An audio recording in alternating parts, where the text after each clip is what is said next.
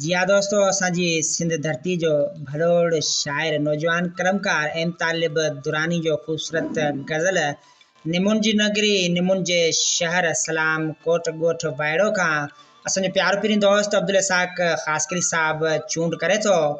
चवे दिल पई थी इशारनि ते सोचूं, चवे दिल पई थी इशारनि ते सोचूं, वरी हाणे जेकर करारनि ते सोचूं। घणा ॾुख सठा पाण आहिनि पिरी हित, वाह साईं वाह, घणा ॾुख सठा पाण आहिनि पिरी हित, हली आओ हाणे बहारुनि ते सोचूं। वयूं आहिनि गुज़री बहारूं गमन में, तमामु ख़ूबसूरत सिटूं। वयूं ही त गुज़री बहारूं गमन में, मिलण थे वरी मन सियारनि ते सोचूं। हली कई जॻह जो पयो सिलसिलो पर पाण बि त थोरो निज़ारनि ते सोचूं। न कतियूं कॾहिं हिन थियूं धार तालिब, असां छो न पोइ हिन सितारनि ते सोचूं।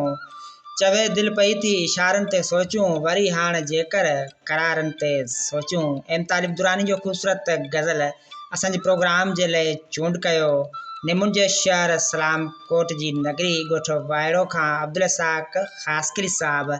साईं लख थोरा, तमामु बहितरीन इंतख़ाब तव्हांजो।